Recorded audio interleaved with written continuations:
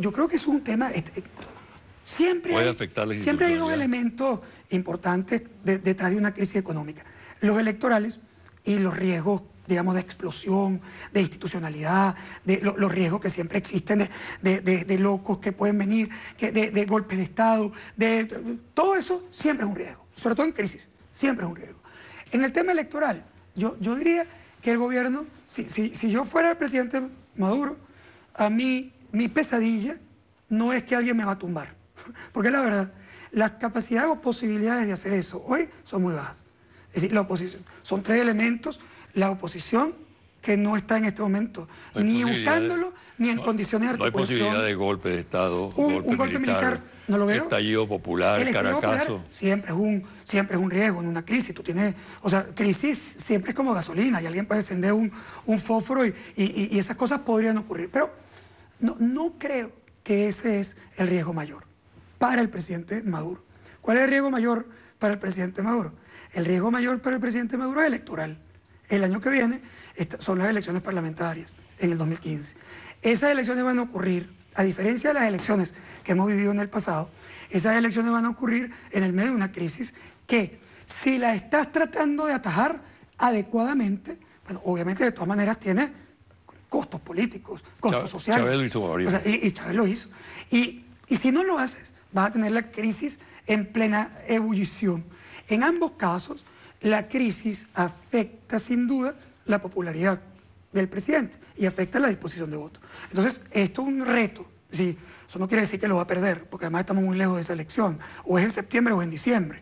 Pero el presidente Maduro tiene que saber, que enfrentar una elección, si la oposición se articula, eso por supuesto es un tema, hoy no lo está.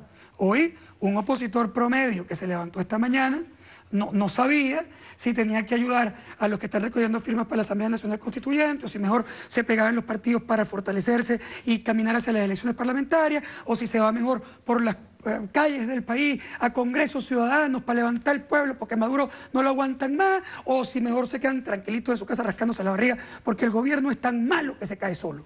Es decir, cuando tú tienes todo eso y además un montón de líderes que cada quien te está planteando una cosa distinta, tú dices, bueno, ¿para dónde quedo yo? Es decir, eso está desarticulado. Pero mosca, eso está desarticulado hoy.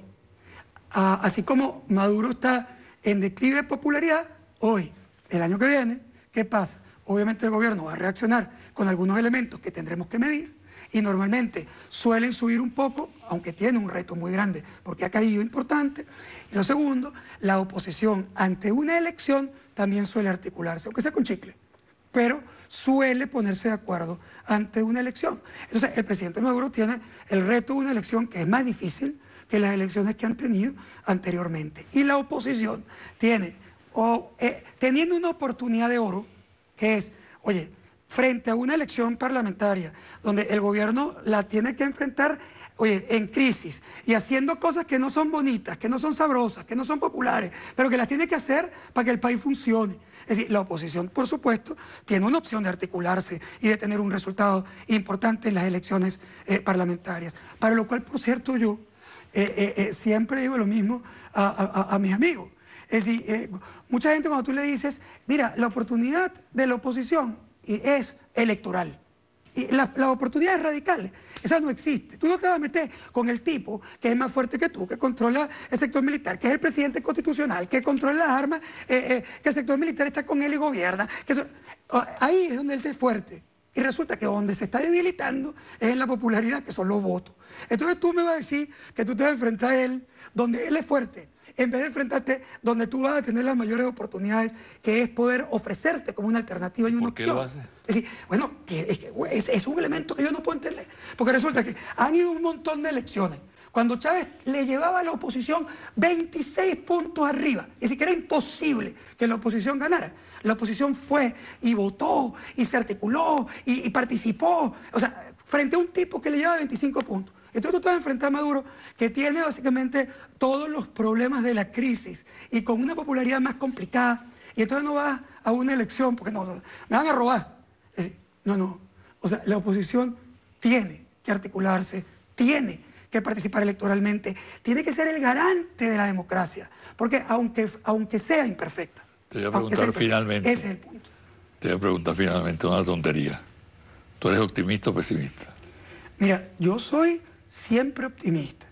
Eso no quiere decir que no vamos a pasar dificultades y trabajo. Pero yo, como la película Life of Pi, el que no la vio, es un muchachito hindú que viene en un barco trasladando el zoológico de su papá a los Estados Unidos para venderlo. El barco se hunde y el muchachito queda en un barco con un tigre del zoológico. Él y el tigre.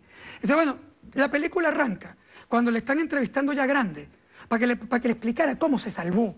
O sea, todo el mundo se murió en ese barco y él, que venía en ese barquito con un tigre, se salvó. ¿Y sabes qué explicó? ¿Por qué me salvé? Porque venía el tigre. Como venía el tigre, yo no me podía dormir. Porque si yo me dormía, me comía el tigre. Entonces, además, como venía el tigre adentro, tuve que crear y ser innovador. Y arreglé un aparato que flotaba y me tiraba para el agua y me amarraba y ahí dormía afuera, para que el tigre no iba a nadar. Entonces yo me protegía afuera. Yo pesqué. Y cuando yo pescaba, el pescado más grande se lo daba al tigre, porque el último interesado que ese tigre tuviera hambre era yo. Y finalmente aprendí una cosa clave, que yo no me podía pasar el 100% de mi tiempo dándole al tigre, para allá tigre, y tigre para acá, y tigre para allá. Pana, si tú estás el 100% de tu tiempo pendiente del tigre, ¿quién está poniendo el barco dirección al puerto para que te puedas bajar y te salves? ¿Quién está desarrollando la estrategia para que el país supere la crisis? ¿Quién está trabajando y innovando para que su empresa pueda ser más eficiente y que los embates de la crisis no se la lleven por delante? Ahí está nuestro reto y en eso soy optimista. Bueno, muchísimas gracias. Muchísimas gracias a ti. Mucha suerte.